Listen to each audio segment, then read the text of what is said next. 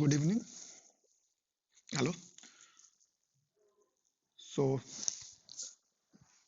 आज से हम एक नए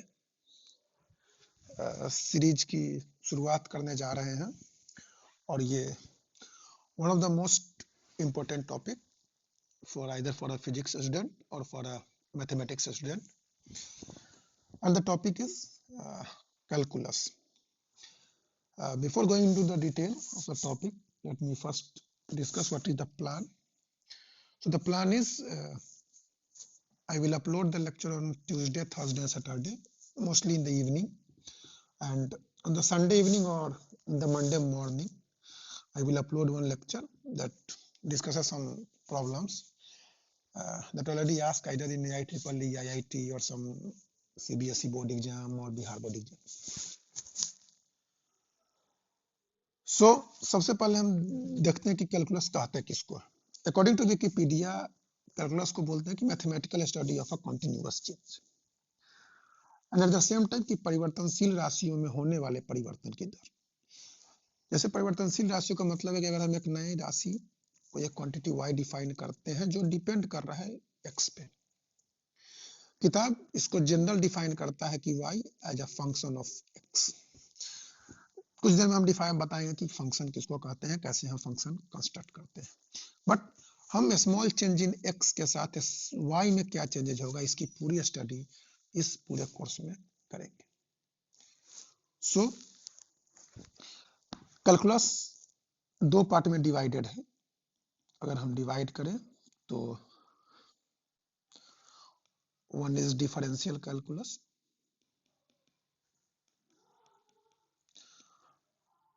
and another one is integral calculus. Differential calculus में मेनली हम लोग लिमिट्स, कॉन्टिन्यूटी, डिफरेंशिएबिलिटी और differentiation. Then what is the application of this calculus. जैसे डिफरेंशियल कैलकुलस ओनली हम लोग इसमें स्टडी करेंगे। At the same time integral calculus में हम डिस्कस करते हैं इंटीग्रेशन, डिफिनिट और इंडेफिनिट इंटीग्रेशन,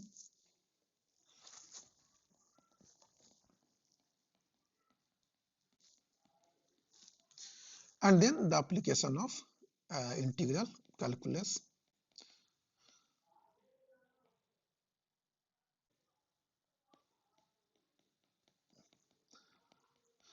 एंड लास्ट में जो इस दोनों कैलकुलस को एक साथ कनेक्ट करने की कोशिश करेगा, जो लास्ट में हम पढ़ते हैं डिफरेंशियल इक्वेशंस। इसमें हम दोनों को एक साथ यूज करने की कोशिश करेंगे। सो आज हम इस डिटेल में नहीं जा रहे हैं, दोनों में से किसी में नहीं। आज का हमारा जो डिस्कशन है वो सिर्फ इस पर है कि हम किसके साथ ये सब ऑपरेशंस करेंगे, आइदर लिमिट्स, कंटिन्यूटी, डिफरेंशिएबिलिटी या इंटीग्रेशन निकालेंगे तो किसका निकालेंगे। And that is nothing but what is known as that function. So आज हम एक्सप्लेन करने की कोशिश करते हैं कि एक्चुअल में फंक्शन कहते किसको, कब हम कहेंगे कि ये हमारा फंक्शन है, कब हम कहेंगे कि ये फंक्शन नहीं है, ये एक डिफाइंड फंक्शन है और ये एक अनडिफाइंड फंक्शन है। So before going to the detail of this function, let me first discuss what is set. Again 11th में हमने सेट पढ़ा है, सेट थ्योरी बेसिक्स पढ़े हैं, हम उस डिटेल में नहीं जाना चाहेंगे। हम जस्ट हमको जहां पहुंचना है फंक्शन, हम जस्ट बेसिक ऊपर से चीजों को डिस्कस करते हुए आगे बढ़ने की कोशिश करते हैं। सो सेट का जो डिफिनीशन लिखते हैं लोग, ये सिंपली लिखते हैं कि well defined collections of object. Now one can ask what is the meaning of this well defined collection.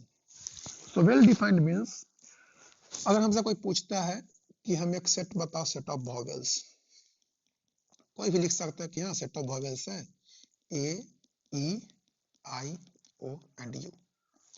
कोई पूछे कि क्लास के सभी बच्चों का सेट, क्लास के बॉयज का सेट बनाए तो बना सकते हैं B1, B2, B3 and so on. Similarly class में जितने गर्ल्स हैं उनका सेट बन सकता है G1, G2, G3 ... क्लास में जिनका एज 14 ईयर्स हो फॉर कोविड के वैक्सीनेशन के लिए, बन सकता है let's say B1, G2, G3 like that. कब हम कहेंगे ये तो हमारा वेल डिफाइंड सेट्स है, बट अगर कोई पूछे कि वेल डिफाइंड सेट्स कौन नहीं हो सकता है, अगर हम ये बोलें कि क्लास के सभी ऑनेस्ट बच्चों का सेट बनाना है, नहीं बना सकते हैं, क्योंकि कोई मेजरमेंट नहीं है ऑनेस्टी का। कैसे मेजरमेंट करेंगे कौन ऑनेस्ट है कौन ऑनेस्ट नहीं है? हम बोले क्लास में जो भी ब्यूटीफुल गर्ल्स है उनका सेट बनाना है, वन कांट से। अब कोई ने डिफाइन दैट हाँ ये ब्यूटीफुल है ये ब्यूटीफुल नहीं है। सो जब भी हम वेल डिफाइंड सेट्स बनाने के लिए हमें वेल डिफाइंड कलेक्शन चाहिए। अगर हमारे पास वेल डिफाइंड कलेक्शंस नहीं है तो हम सेट नहीं बना सकते। एंड हमने क्लास 11th में ही सबने पढ़ा है कि दो तरह से हम सेट को रिप्रेजेंट करते हैं, एक है इधर रोस्टर फॉर्म और दूसरा है सेट बिल्डर फॉर्म। अगेन हमको यहाँ पे सेट थ्योरी ज्यादा समझने की जरूरत नहीं है, इसलिए हम इस डिटेल में नहीं जाना चाह रहे हैं। हमें जहाँ पे जाना है सिर्फ हम वहां जाने की कोशिश करेंगे। So always we can take two non-empty sets. Let's say set A and there is another set B. There is some elements in A, let's say A1, A2, A3, and there is B1, B2, B3 and so on. So हम define कर सकते हैं there is something called Cartesian product A cross B and that is nothing but A1, B1, A1, B2, A1, B3. Similarly, A2, B1, A2, B2 and A2, B3, A3, B1, A3, B2 and A3, B3. One can directly define there is something called Cartesian product in between the set A and B. Both the sets are going to be non-empty sets. Now, यहाँ पे हमें 3 elements in A and 3 elements in B, total 9 products are there. One can just fix a relation कि हम सिर्फ उस object का चर्चा करेंगे जिसमें जो ये हम सफिक्स लिख रहे हैं A1 and B1, A2, B2, अगर दोनों सेम है हम सिर्फ उसको देखना चाह रहे हैं। It means we are only interested in these three, A1, B1, A2, B2 and A3, B3, कि जिसके नीचे जो दोनों हमारे न्यूमेरिक्स हैं वो दोनों सेम होने चाहिए। और इस तरीके से जब हम इसको छाटते हैं, डिफरेंशिएट करते हैं, तो उसको कहते हैं कि this is known as a relation. And function is nothing but a special type of relation, a special type of relation. What is the special in that relation? कि function is nothing but a rule that connects the two different sets, let's say set A and set B, and there is a rule that connects these two, that is F, or one can say there is a rule that connects these A and B. And what is the relation in between these two? So the relation is nothing but, so I am writing just the function is a map from set A to set B such that if every element of set A has one and only one image in set B. This is what the definition of a function. कि अगर हमारे पास एक set इधर है set A और इधर हमारा set है सेट B, सो जो भी एलिमेंट्स यहाँ पे हमारा होगा, let's say A1, A2, A3, B1, B2, B3, so there is one and only one image of this.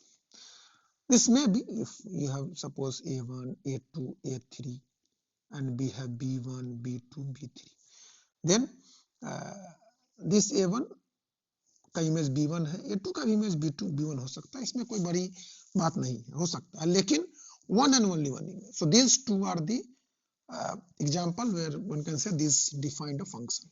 But अगर एट द सेम टाइम हम ये बोलते हैं कि हमारे पास एक सेट है A1, A2, A3, B1, B2, B3 और मैपिंग कुछ इस तरीके से है, कुछ ऐसा है, तो ये हमारा फंक्शन नहीं हो सकता है क्योंकि A1 के दो डिफरेंट इमेजेज हैं B1 और B2। सो फंक्शन तभी होगा जब इसके सिर्फ और सिर्फ एक और एक इमेज इस A का B में होगा, मींस एक के साथ ये कनेक्टेड होगा। So this is the defined, this is a function, this is a function, but this is not a function. Okay, okay. So अगर हम लिखते हैं हमारे पास दो सेट्स हैं A and B और इसमें हमारा है A, let's say C, D and D. This is B, F, G and so on. और हमारा कनेक्शन कुछ इस तरीके से है कि A B के साथ कनेक्टेड है, C F के साथ, D भी F के साथ। सो हम ये कह सकते हैं कि B is called the image of A under that rule F, and A is called the pre-image of B, again under F. So हमेशा जब भी हम लिखते हैं कि y is equal to f of x, then always there is a set that going from A to B, and this rule F connects these two sets A and B. For an example, if someone asks y is equal to x square, हमेशा जब भी हम y लिखें इसका मतलब है कि ये f of x को ही डिफाइन कर रहा है। सो इसको हमेशा ध्यान में रखना है कि हम y लिख रहे हैं मतलब f of x के बारे में लिख रहे हैं। तो दिख रहा है कि ये जो रूल है ये हमारा रियल नंबर के सेट से रियल नंबर के सेट में जा रहा है, लेकिन एट द सेम टाइम किसी ने ये डिफाइन किया कि y is equal to 1/x। अगर हम ये लिखें कि ये रियल नंबर से रियल नंबर का सेट है और ये फंक्शन बता रहा है तो ये गलत है। क्यों? क्योंकि जब हम x इक्वल टू 0 रखेंगे तो y x इक्वल टू 0 पे ये इनफाइनाइट हो जाएगा। सो हम ये कह सकते हैं कि एक फंक्शन है फॉर r माइनस, अगर हम यहाँ से इस 0 पॉइंट को निकाल लें and it goes to r, then only this is a defined function for r minus 0 to r. Okay, so function हमेशा जब भी हम फंक्शन की बात करते हैं तो सेट A और सेट B से हमेशा जो होगा उसका 1 to 1 one and only one image होगा A का B के सेट में। Okay, so this is all the discussion what we have done so far is known as the set theoretic definition of function. So all the time जब भी हम लिखते हैं कि हाँ y बराबर सम फंक्शन f of x हमारा sin x है, सो ये कोई नहीं पूछेगा कि हाँ अब ये बताओ किस सेट से किस सेट में जा रहा है, इतना किसी को मतलब नहीं है इस चीजों का, बट ये ऑब्वियसली हमें पता होता है कि हाँ हम हमेशा R to R में जा रहे हैं। अगर कोई पॉइंट्स जहाँ पे वो फंक्शन डिफाइंड नहीं है और उसको फिजिक्स मैथ के भाषा में लिखते हैं एसिम्पटोट के बारे में, हम इसको डिस्कस करेंगे आगे के अपने लेक्चर्स में और उसको कैसे हम लोग डील करते हैं। जितना मैंने पढ़ा, जितना हमने सीखा है, हमें लगता है कि कैलकुलस को पढ़ने के लिए सबसे बेस्ट वे है ग्राफिकल मेथड। कि अगर हमारे पास कोई फंक्शन है और हम उसका ग्राफ खींचने के मतलब पॉसिबिलिटी है कि हम उसका ग्राफ ड्रॉ कर सकते हैं, तो उसका ग्राफ ड्रॉ करना ज्यादा अच्छा है क्योंकि वहां से बहुत सारी इंफॉर्मेशन हम ले सकते हैं। फॉर एन एग्जाम्पल हम बता सकते हैं कि डोमेन क्या होगा उस फंक्शन का, रेंज क्या होगा उस फंक्शन का। डोमेन का मतलब है कि अगर हमने y बराबर f of x डिफाइन किया है तो x के कहां से कहां कौन सा रेंज है जो यहाँ पर पॉसिबल है, x के कौन कौन से वैल्यू पॉसिबल्स हैं वो डोमेन है, एंड रेंज जो y के पॉसिबल वैल्यूज हैं वो उसके रेंज कहलाते हैं। तो डोमेन क्या होगा, रेंज क्या होगा, कब हमारा फंक्शन इंक्रीजिंग है या कब हमारा फंक्शन डिक्रीजिंग फंक्शन है, इंक्रीजिंग या डिक्रीजिंग, फंक्शन में कहाँ मैक्सिमा और कहाँ मिनिमा है, इधर मैक्सिमा या मिनिमा, ईच एंड एवरीथिंग, कोई भी जस्ट ग्राफ को देख के बता सकता है कि जो इन्फॉर्मेशन हमको चाहिए हम मेनली ग्राफ देख के बता सकते हैं। हम अपने इस कोर्स का most of the lectures graph को सीखने में लगाने की कोशिश करेंगे। Let me briefly discuss what is a defined function and what is an undefined function using the graphs. So the defined function, for an example, हम assume करें सबने y is equal to x का graph अपने class 10th में ही लगभग सीखा होगा. So y equal to x का graph is nothing but a straight line passing from the origin. This is x and this is y. Now one can ask whether this is a defined function or undefined function. Just plot a line parallel to y-axis. And अगर ये graph वो सिर्फ एक point पे cut करता है कहीं पे, then this is a defined function.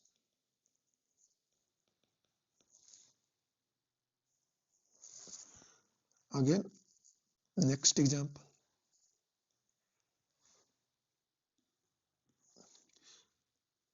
This is the graph of y is equal to x square.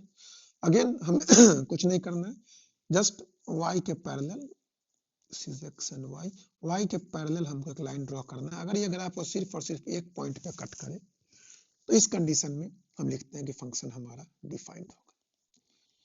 What is undefined function? So if you have this type of function y बराबर सम f of x. Now अगर हम draw करते हैं y axis के parallel में कोई line तो इस ग्राफ को 2 पॉइंट्स पे कट कर रहा है. If someone asks what is the set theoretic meaning of this, so इस वाले में थर्ड में आप देखो तो set A means set x and this is y. So इसके एक ही जो है ये y के दो डिफरेंट पॉइंट्स को बता रहे हैं. Let's say this is y1 and this is y2. So this is y1, y2 and let's say this is x1, this is x1. And this is not a function. Okay. So I think this is the correct time to stop.